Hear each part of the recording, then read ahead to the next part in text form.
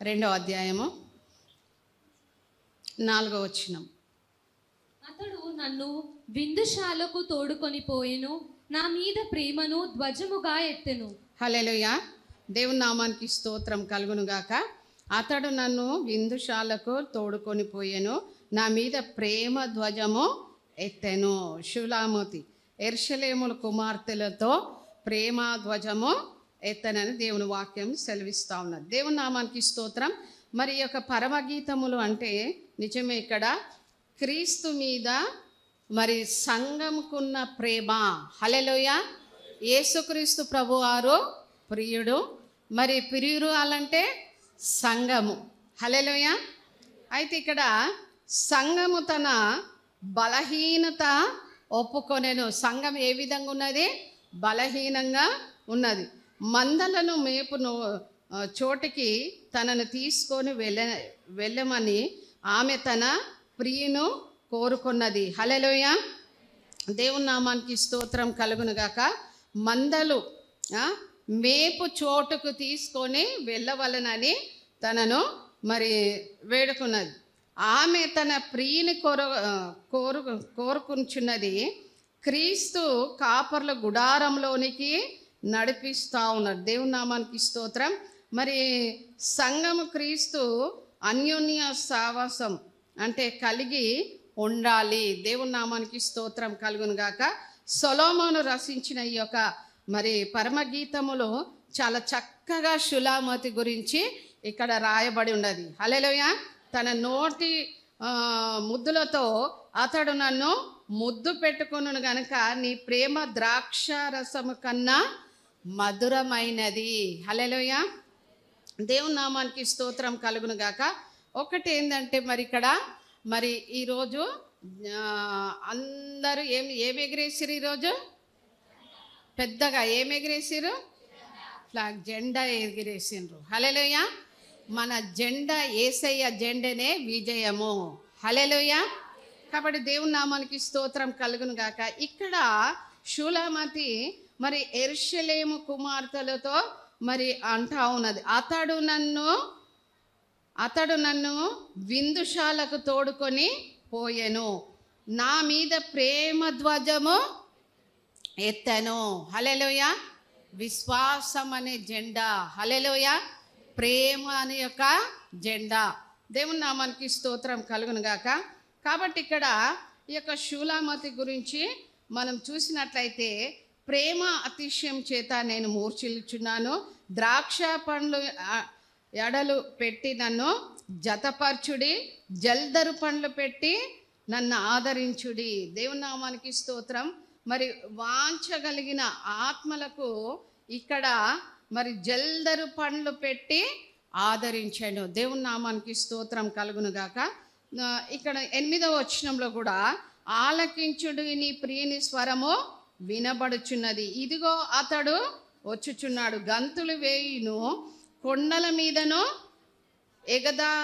ఎగదాటుచు మెట్టల మీద అతడు వచ్చుచున్నాడు. హల్లెలూయా. షూలామతి అంటా ఉన్నది. దేవుని నామానికి స్తోత్రం కలుగును గాక.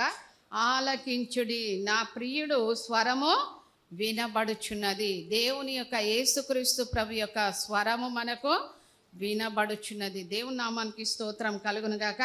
కాబట్టి ఇక్కడ విశ్వాసం అనే జెండా ఎగిరేయడము, విశ్వాసము, విజయము కలుగుతూ ఉన్నది. మన జీవితంలో గొప్ప విజయము కలగాలంటే ఏం చేయాలి?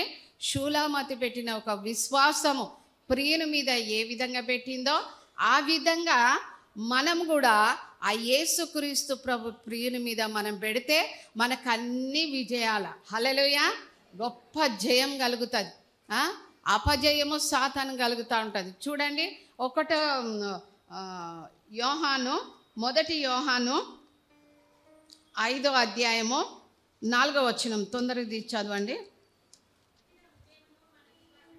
చాలండి. దేవుని నామానికి స్తోత్రం కలుగును గాక. ఇక్కడ దేవుని వాక్యం ఏమని సెలవిస్తూ ఉన్నది? మళ్ళొకసారి చదవమ్మా. దేవుని మూలంగా పుట్టిన వారందరూ లోకమును జయించుదురు, లోకమును జయించిన విజయము మన విశ్వాసమే. హల్లెలూయా. మరి దేవుని యొక్క ఆజ్ఞలు గైకొనిన వారికి గొప్ప విజయము మరి యేసుక్రీస్తు ప్రభువారు మనకి ఇస్తా ఉన్నాడు. దేవుని నామానికి స్తోత్రము. హల్లెలూయా. మొదట వచనం కూడా చదవమ్మా. యేసు క్రీస్తయి ఉన్నాడని నమ్ము ప్రతి వాడును దేవుని మూలముగా పుట్టి ఉన్నాడు. పుట్టించిన వానిని ప్రేమించు ప్రతి వాడును ఆయన మూలముగా పుట్టిన వానిని ప్రేమించు. చాలండి. ఆయన మూలంగా పుట్టిన వారిని మనం ఏం చేయాలి? ప్రేమించాలి. ఎందరూ ఆయన మూలంగా పుట్టినరు? ఆయన మూలంగా మనం అందరం పుట్టినమండి. హల్లెలూయా. దేవుని నామానికి స్తోత్రం. అందు గురించే దేవుని మూలంగా పుట్టిన వారందరూ లోకమును జయించెదరు. హల్లెలూయా. మన యేసుక్రీస్తు ప్రభువారు లోకాన్ని ఏం చేసిండ్రు? జయించిండ్రు. మనం కూడా జయించాలి. విశ్వాసం అనే మరి ఆ యొక్క లోకమును జయించిన విజయమే మన విశ్వాసము. లోకమును చాలామంది జయించారు. మన యొక్క ఇండియా దేవుని నామానికి స్తోత్రం. బానిసత్వంగా ఉన్న మరి దేశము ఎందరో మహానుభావులు ప్రాణాలు పెట్టిండ్రండి. హల్లెలూయా. ఎందరో చనిపోయినరు కదండి. మనకు స్వాతంత్రం వచ్చింది. మరి ఇది ఒక 77వ సంవత్సరం దేవుని నామానికి స్తోత్రం. మరి జరుపుకునే యోగ్యత దేవుడు మన దేశానికి ఇచ్చిండండి. దేవుని నామానికి స్తోత్రం కలుగును గాక. కాబట్టి ఇక్కడ మరి లోకమును జయించిన విజయమే మన విశ్వాసము. మరి ఈ లోకాన్ని జయించిన వారు ఒకరున్నారండి. ఎవరండి? యేసయ్య. హల్లెలూయా. యేసుక్రీస్తు ప్రభువారు మరి కొంతమంది దేశాల కోసమే ప్రాణాలు పెట్టినారు, కానీ లోకం కోసం యేసుక్రీస్తు ప్రభువారు ప్రాణాలు పెట్టిండ్రు. హల్లెలూయా. లోకంలో ఉన్న మనుషులందరూ నశించిపోతా ఉన్నారు కదండి. అందరూ నశించిపోతున్నారు కాబట్టి యేసుక్రీస్తు ప్రభువారు ఆయన ప్రాణాలే ఇచ్చిండు. హల్లెలూయా.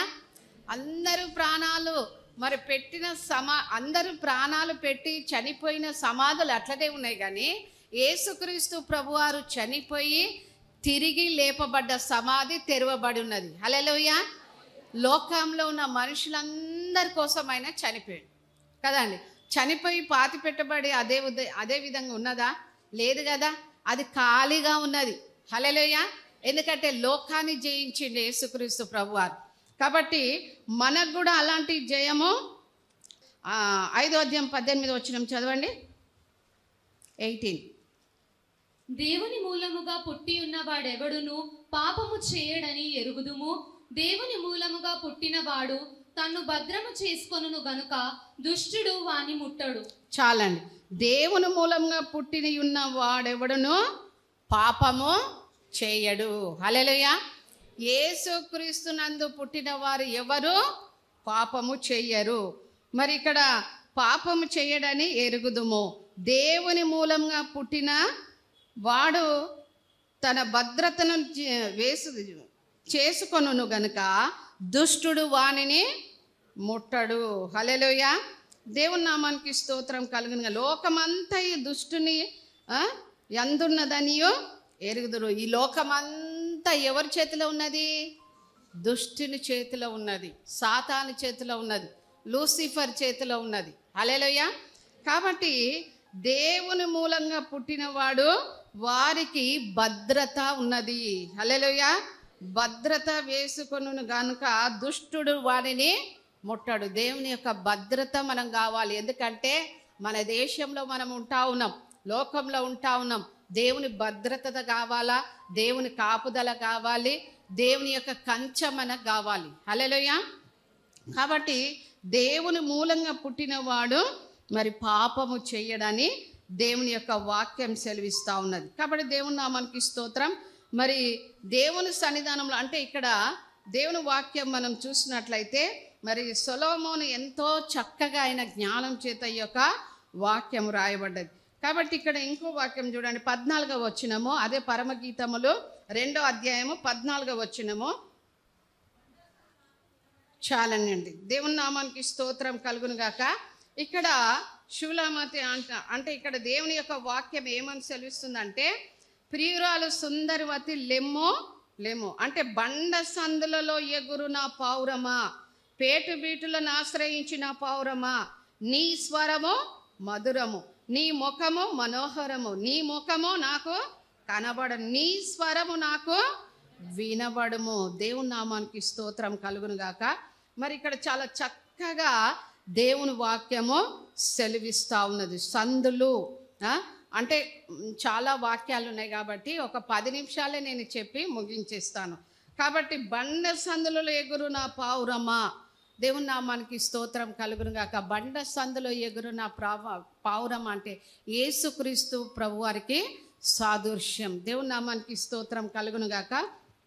అంటే తీయకండి, 1 కొరింథీలో 10వ అధ్యాయంలో మరి 4వ వచనంలో అది ఉన్నది. మరి ఇక్కడ రెండోది చూసుకుందాము. షూలామతి విషయంలో 16వ వచనం 16వ వచనం చదవమ్మా. నా ప్రియుడు నా వాడు, నేను అతని దానను, పద్మములున్న చోట అతడు మందను మేపుచున్నాడు. చాలండి. అయితే నా ప్రియుడు నావాడు, నేను అతనిని దానను, పద్మలునున్న చోట అతడు మందను మేపుచున్నాడు. దేవుని నామానికి స్తోత్రం కలుగును గాక. ఈ పరమగీతములంతా కూడా యేసుక్రీస్తు ప్రభువారి కోసం ఉన్నది. ఇక్కడ సంఘం కోసం కూడా వ్రాయబడి ఉన్నది. దేవుని నామానికి స్తోత్రం. సందులు, దేవుని నామానికి స్తోత్రం బండ సందులు అంటే ఆయన మరి యేసుక్రీస్తు ప్రభు యొక్క చేతులలో మరి యొక్క రంధ్రాలు కనబడతా ఉన్నాయి. ఆ సందులలో రంధ్రాలు కనబడతా ఉన్నాయి. ఆయన రక్తం కార్చిండు. దేవుని నామానికి స్తోత్రం. ఆయన రక్తము నీలగా మార్చబడ్డది. కాబట్టి ఇక్కడ షూలామతి అంటా ఉన్నది. దేవుని నామానికి స్తోత్రం కలుగును గాక. మరి యేసుక్రీస్తు ప్రభువారు సంఘం కోసం ఇంత చక్కగా ప్రియురాలని, మరి ప్రియురాలు ఏ విధంగా క్రీస్తులో పుట్టిన వారు పాపము చెయ్యరు అని, యేసు రక్తమందు కడగబడ్డవారు పాపము చెయ్యరు. గొప్ప విజయం ఉంటుంది. హల్లెలూయా. లోకమును జయించిన వాడే గొప్ప విజయము. దేవుని నామానికి స్తోత్రం కలుగును గాక. మరి ఎందరో మరి ఈ లోకంలో చూసినట్లయితే చాలా కష్టాలు, బాధలు, ఇరుకులు, ఇబ్బందులు, సమస్యలు, సువార్త ప్రకటించాలన్నా, ప్రార్థన చెయ్యాలన్నా కదండి, ఎన్నో రకరకాలుగా ఈ లోకంలో వెళ్తూ ఉన్నాయి. కాబట్టి ఆయన బండ అంటే ఆయన క్రీస్తే. ఆ బండ మీద మనం నిలబడి మరి ఆ బండను మనము ధరించుకొని, యేసుక్రీస్తు ప్రభువారు మనం ధరించుకొని మరి క్రీస్తులో నడిచినట్లయితే నీకు గొప్ప విజయం కలుగుతుందండి. హల్లెలూయా. మరి సంఘంతో దేవుడు మాట్లాడుతూ ఉన్నాడు కాబట్టి మరి మన యొక్క విజయమే గొప్ప విశ్వాసమే. హల్లెలూయా. కాబట్టి అందరం విశ్వాసముతో దేవుని సన్నిధానంలో మన దేశాన్ని ప్రేమిద్దాము, దేశం కోసము ప్రార్థిద్దాం, దేశ నాయకుల కోసం ప్రార్థన చేద్దాం, ముఖ్యమంత్రుల కోసం ప్రార్థన చేద్దాం, ప్రధానమంత్రుల కోసం ప్రార్థన చేద్దాం, దేశంలో ఉన్న ప్రతి ఒక్క విశ్వాసులు, పాస్టర్లను, సేవకులను అందరి కోసం ప్రార్థన చేద్దాం. హల్లెలూయా. కొద్ది వాక్యం దేవుడు దీవించి ఆశీర్వదించునుగాక.